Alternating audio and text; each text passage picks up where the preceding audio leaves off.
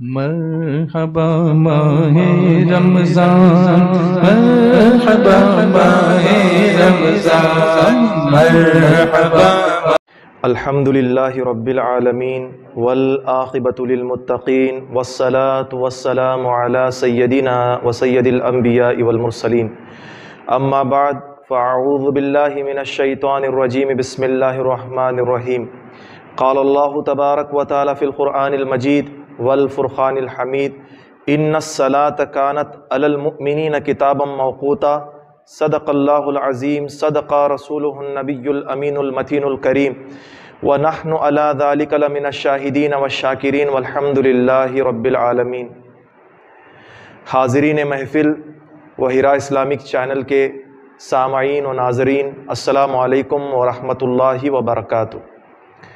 پڑھیں الصلاۃ والسلام علیک یا رسول اللہ، الصلاۃ والسلام علیک یا حبیب اللہ، الصلاۃ والسلام علیک یا نبی اللہ، صلی اللہ تعالی علیہ وسلم۔ اللہ رب العزت کی بارگاہ میں دعا ہے، جس آیت مقدسہ کی میں نے تلاوت کا شرف حاصل کیا، اس سے متعلق مجھے حق کہنے اور آپ تمام حضرات کو اس پر عمل کرنے کی توفیق عطا فرمائے۔ میرے پیارے آقا علیہ السلام کے پیارے دیوانوں، اللہ رب العزت اپنے مقدس کلام میں ارشاد فرماتا ہے، ان الصلاۃ کانت علی المؤمنین کتابا موقوتا، بے شک نماز مسلمانوں پر وقت باندھا ہوا فرض ہے۔ یعنی اللہ رب العزت نے ارشاد فرمایا، ظہر کی نماز کا وقت اس کے وقت پر مقرر ہے، عصر کی نماز کا وقت اس کے وقت پر مقرر ہے، اسی طریقے سے مغرب کی، عشاء کی، فجر کی، جتنے نمازیں پنجگانہ اللہ رب العزت نے ہم پر فرض کی ہیں، ان کا وقت ان کے اوقات پر مقرر کر دیا گیا ہے۔ تو اس بات سے یہ بات معلوم ہوتی ہے کہ نمازوں کو انہی کے وقت پر ادا کرنے کی کوشش کرنی چاہیے۔ اگر کوئی ہم میں سے بعض، آپ نے پچھلے سابقہ سیشن میں بہار رمضان میں سنا کہ نماز وہ بچی جو پڑھتی تھی ظہر عصر میں، عصر مغرب میں، مغرب عشاء میں، اسی کوتاہی کے بنیاد پر اسے قبر کے عذاب میں گرفتار کیا گیا تھا۔ تو یہ بھی ہمیں بات معلوم ہوئی کہ نمازوں کو ان کے وقت پر نہ ادا کرنے والوں پر بھی عذاب قبر ہوگا، عذاب حشر ہوگا۔ اسی طریقے سے یہ نمازیں جو وقت ان پر باندھا گیا ہے، وقت مقرر کیا گیا ہے، انہی اوقات میں نمازوں کو پڑھنے کی کوشش کرنی چاہیے۔ اگر کوئی بلا عذر شرعی بہانے بازی کرتا ہے، سستی کی وجہ سے نماز نہیں پڑھتا، سستی کی وجہ سے اب کسی نے نیت کی کہ فجر نہیں پڑھوں گا، ظہر نہیں پڑھوں گا، عصر نہیں پڑھوں گا، مغرب عشاء نہیں پڑھوں گا، ایک دم عشاء کے بعد آ کر ساری نمازیں ملا کر قضا پڑھوں گا، تو وہ سخت گنہگار ہوگا۔ اگر اس کے پاس کوئی شرعی عذر نہیں ہے، اس کے باوجود ایسا وہ عمل کرتا ہے، تو شریعت کی نظر میں سخت گنہگار ہوگا، عذاب الہی میں ہو سکتا ہے بروز قیامت اسے گرفتار کیا جائے۔ میرے پیارے آقا علیہ السلام کے پیارے دیوانوں، بہت زیادہ تمہید باندھنے کا وقت نہیں ہے۔ ایک واقعہ، ایک روایت آپ کے سامنے پڑھتا ہوں، جس کی وجہ سے آپ کو معلوم ہو جائے گا ہمارے اسلاف کا عمل کیسا تھا، ہمارے اسلاف کا کردار کیسا تھا، ان کے اندر ذوق نماز کیسا تھا، شوق بندگی کیسا تھا۔ اگر ایک نماز، یا نماز تو اپنی جگہ، ایک رکعت بھی اگر چھوٹ جاتی تو کس طریقے کی سزائیں دیا کرتی تھی، اپنا خود کا ذاتی بیٹا ہی کیوں نہ ہو، ان کے ساتھ تو کیا انجام کیا کرتے تھے۔ آئیے آپ کو اس واقعے کے ذریعے پتہ چلے گا۔ فرمایا گیا، حضرت عبداللہ ابن عمر رضی اللہ تعالیٰ عنہ کے والد حضرت عبدالعزیز مصر کے گورنر تھے۔ انہوں نے اپنے لڑکے کو یعنی عمر ابن عبدالعزیز کو تعلیم دلانے کے لیے مدینہ المنورہ کے ایک صالح بن کیسان رضی اللہ تعالیٰ عنہ کی نگرانی میں دے دیا تھا۔ یعنی کہ مدینہ میں رہنے والے حضرت صالح بن کیسان رضی اللہ تعالیٰ عنہ کی نگرانی میں اپنے فرزند عمر بن عبدالعزیز کو دے دیا تھا۔ فرمایا گیا، ایک مرتبہ حضرت عمر بن عبدالعزیز نے نماز میں آنے میں تاخیر کر دی، تو ان کے استاد نے ان سے پوچھا کہ آج نماز میں آنے کی تاخیر کی کیا وجہ ہے، اتنی دیر نماز میں آنے کی کیوں ہوئی، وجہ کیا ہے کہ تم نماز میں تاخیر سے پہنچے؟ تو حضرت عمر بن عبدالعزیز نے جواب دیا، بال سنوار رہا تھا، آئینے کے سامنے کھڑا رہا، اپنی زلفوں کو دیکھ رہا تھا، اپنے بالوں کو دیکھ رہا تھا، اسی میں پتہ ہی نہیں چلا کہ نماز میں تاخیر ہو گئی، نماز چھوٹ گئی، تو دیر ہو گئی۔ تو ان کے استاد نے فرمایا اچھا اب بالوں کی آرائش کے لیے، بال سنوارنے کے لیے اتنا شغف ہو گیا ہے کہ اس کو نماز پر ترجیح دی جاتی ہے۔ ان کے استاد نے فرمایا حضرت کیسان بن صالح رضی اللہ تعالیٰ عنہ نے، کیا تمہارے بال سنوارنے میں اتنا وقت لگ رہا ہے کہ اب نماز بھی تمہارے نزدیک ہیچ نظر آ رہی ہے؟ نماز کو تم اپنے بالوں کو سنوارنے پر نماز کو ترجیح دے رہے ہو، نماز کو اپنے بالوں پر فضیلت دے رہے ہو، اپنے بالوں کو نماز پر فضیلت دے رہے ہو۔ یہ حضرت کیسان بن صالح رضی اللہ تعالیٰ عنہ نے کہا۔ اس کے بعد بات آئی گئی، بیت گئی، فوراً اپنے کمرے میں گئے۔ جانے کے بعد اپنے اس شاگرد کے حوالے سے ان کے والد کو عبدالعزیز کو، گورنر مصر کو خط لکھا، خط لکھ کر بھیجا اور اس میں کہا کہ آپ کا بیٹے کو نماز میں آنے میں آج بڑی تاخیر ہوئی، وجہ یہ ہے کہ آپ کا بیٹا اپنی زلفیں سنوار رہا تھا، اپنے بال سنوار رہا تھا۔ آپ یہاں رک کر سمجھنے کی تو کوشش کریں اس دور کے اساتذہ کا معاملہ کیا تھا، اس دور کے اساتذہ کی فکر کیا تھی، اس دور کے اساتذہ کی شان کیا تھی۔ وقت کے گورنر کا بیٹا ہی کیوں نہ ہو، اگر نماز میں کوتاہی ہو، عبادت میں کوتاہی ہو تو استاد نہیں کترایا کرتے تھے، استاد نہیں ڈرا کرتے تھے، استاد جھٹ سے فیصلے سنا دیا کرتے تھے، استاد جھٹ سے پیغام پہنچا دیا کرتے تھے۔ آج اللہ ماشاء اللہ اساتذہ کا حال دیکھا جائے، بچوں کو جب پڑھانے پر بیٹھتے ہیں تو اللہ ماشاء اللہ ہر کسی کی بات نہیں کرتا، اکثریت دیکھی گئی چہرے دیکھ کر پڑھایا جاتا ہے، چہرے دیکھ کر تعلیم دی جاتی ہے۔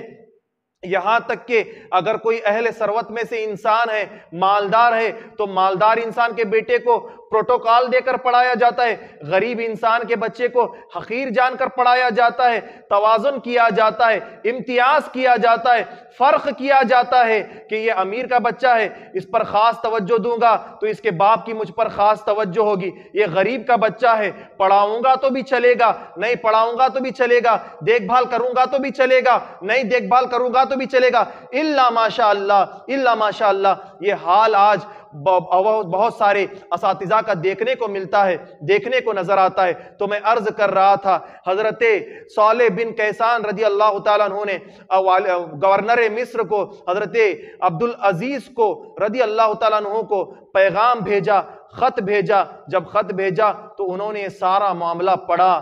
پڑھنے کے بعد گورنر مصر حضرت عبدالعزیز نے وہاں سے ایک نائی کو بلایا، بلانے کے بعد ایک تیز رفتار گھوڑا منگوایا۔ جب تیز رفتار گھوڑا لایا گیا، اس پر نائی کو سوار کیا گیا، استرا دیا گیا، حجامت کا سارا ساز و سامان دیا گیا۔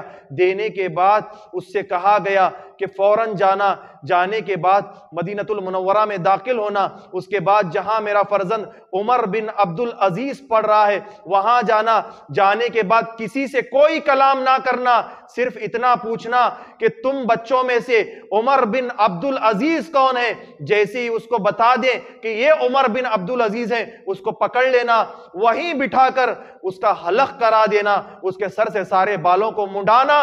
منڈانے کے بعد جو میں نے یہ خط دیا ہے اس کے بعد ان کے استاد کو یہ خط میرا پہنچا دینا، میرا پیغام پہنچا دینا۔ وہ جو نائی تھا، وہ حجامت کرنے والا شخص تھا، بڑا وفادار تھا، فوراً گھوڑے پر سوار ہوا، حجامت کا سارا ساز و سامان لیا، اب گھوڑے کو دوڑانے لگا، مدینے کے حدود میں آیا، مدرسہ جہاں پر واقع تھا، مدرسہ جہاں پر بنا ہوا تھا، ادارہ جہاں پر بنا ہوا تھا، داخل ہوا۔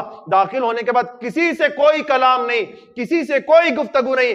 وہ نائی اپنے گھوڑے سے اترا، اپنا حجامت کا سارا سامان لیا، لینے کے بعد ایک شخص سے مخاطب ہو کر کہنے لگا یہ جو بچے یہاں پر پڑھ رہے ہیں ان بچوں میں عمر بن عبدالعزیز کون ہے؟ کسی نے اشارے سے بتایا یہی عمر بن عبدالعزیز ہے، گورنر مصر کا شہزادہ ہے۔ تو جلدی جلدی قریب گیا، اس میں سے استرا نکالا، نکالنے کے بعد ہاتھ پکڑا، پکڑ کر بٹھایا، اور حضرت عمر بن عبدالعزیز کہنے لگے مجھے کیوں پکڑ رہے ہو، کیوں بٹھا رہے ہو؟ کہا کہ تمہارے والد کا حکم ہے اسی وقت تمہارے سر کے سارے بال مونڈ دیے جائیں، تمہارا حلق کرا دیا جائے۔ اتنا کہنے کے بعد جب باپ کی بات آئی، والد کا فرمان سنا، عمر بن عبدالعزیز بیٹھ گئے۔ جیسے ہی بیٹھے تو حجام نے اپنے اس نائی نے استرا نکالا، نکال کر فوراً سارے سر کے بالوں کو مونڈ دیا، حلق کرا دیا۔ جو زلفیں عبادت میں تاخیر کروا رہی تھیں، جو زلفیں خدا کی عبادت میں آنے سے روک رہی تھیں، وقت کو بڑھا رہی تھیں، عبادت سے دوری میں، عبادت کے حوالے سے دوری اختیار کروا رہی تھی، ان زلفوں کو مونڈ دیا گیا، حلق کرا دیا گیا۔ جب حلق کرا دیا گیا، اب اس نائی نے مخاطب ہو کر کہا کہ بتاؤ تمہارے جس استاد نے تمہارے والد کے پاس گورنر مصر عبدالعزیز کے پاس پیغام پہنچایا تھا، وہ تمہارے استاد کہاں ہیں؟ تو حضرت عمر بن عبدالعزیز کو پتا چل گیا کہ میرے استاد حضرت صالح بن کیسان کے حوالے سے کہا جا رہا ہے۔ بتایا کہ حضرت صالح بن کیسان اپنے کمرے میں موجود ہیں، اپنے حجرے میں موجود ہیں۔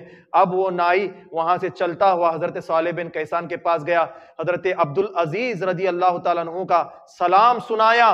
سلام سنانے کے بعد اب وہ نائی مخاطب ہو کر کہنے لگا، حضور میں جس کام کے لیے آیا تھا وہ کام میں نے مکمل کر لیا ہے، گورنر مصر نے آپ کے لیے پیغام پہنچایا ہے اور یہ پیغام آپ لے لیں اور اس کا جواب جو بھی ہے آپ سنا دیں، میں جا کر جواب سنانے کو تیار ہوں۔ اب حضرت صالح بن کیسان نے اس خط کو کھولا، خط کھول کر جب پڑھنے لگے تو حضرت صالح بن کیسان کے آنکھوں سے آنسو جاری ہو گئے۔ جس استاد نے اپنے اس بچے کے والد کے پاس گورنر مصر کے پاس شکایت لگائی تھی، وہ استاد رونے لگے۔ اب غلام جو گیا تھا بال مونڈنے کے لیے پوچھنے لگا، حضور رونے کی وجہ کیا ہے؟ خط آپ دیکھتے جا رہے ہیں، روتے جا رہے ہیں، وجہ کیا ہے؟ تو حضرت صالح بن کیسان مخاطب ہو کر کہنے لگے، جب تک ایسے گورنر، ایسے حکمران اسلام کے باقی رہیں گے، اسلام کو کوئی نقصان نہیں پہنچا سکے گا۔ جو حکمران، جو گورنر اپنے بیٹے کے لیے رعایت نہیں کر سکتا، وہ واقعی عدل و انصاف کرنے والا حکمران ہے، وہ واقعی اسلام کے مطابق چلانے والا حکمران ہے۔ یہ کہہ کر اس خط کو انہوں نے بوسہ دیا، بوسہ دے کر اس شخص کے کان میں کچھ کہا، جا کر اپنے حکمراں کو، گورنر مصر کو یہ پیغام پہنچا، وہ روانہ ہو گیا۔ روانہ ہونے کے بعد اس خط کو دوبارہ انہوں نے پڑھا، اس خط میں لکھا ہوا تھا، گورنر مصر نے حضرت عبدالعزیز نے کہا، اے استاد محترم، اے میرے بیٹے کے استاد، بھلے ہی میرا بیٹا وہ ہے عمر بن عبدالعزیز، مگر اگر خدا کی بندگی میں، خدا کی عبادت میں اس کی زلفیں رکاوٹ بن رہی ہیں تو آج کے بعد سے میرے بیٹے کے سر پر ان زلفوں کو رہنے کا کوئی حق نہیں ہے۔ جو میرے خدا کی عبادت میں خلل پیدا کریں، ایسی کوئی چیز میں اپنے بیٹے کے وجود کے اندر نہیں چاہتا۔ اس لیے ابھی اسی وقت یہاں سے ایک نائی کو گھوڑے پر تیز رفتار سوار کر کے میں روانہ کر رہا ہوں، وہ جیسے ہی آئے گا سب سے پہلے میرے بیٹے کے سر کے بالوں کو مونڈے گا، اس کے بعد یہ آپ تک پیغام پہنچائے گا۔ یہ پیغام آپ جب سن لیں گے، اس کا جواب آپ ضرور مجھے عنایت فرمانا۔ یہ وہ خط میں لکھا ہوا تھا۔ آپ اندازہ لگائیں کیسی فکر اس دور کے گورنروں کی تھی۔ آج مسلمان کیسی زندگی گزار رہا ہے؟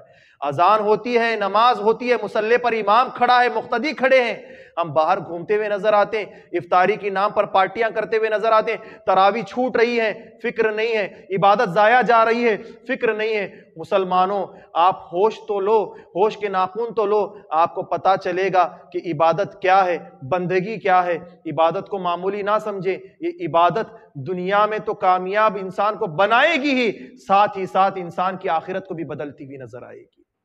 جس نے نماز کو مضبوطی سے تھام لیا، فرمایا گیا اللہ رب العزت بروز قیامت اسے بغیر حساب و کتاب جنت میں داخل فرمائے گا۔ اس لیے نمازوں کو ضائع جانے نہ دیں۔ اللہ رب العزت کی بارگاہ میں دعا ہے، میرے کہنے سننے میں کسی قسم کی غلطیاں، خامیاں ہوئیں تو اس کے حبیب کے صدقے سے معاف عطا فرمائے۔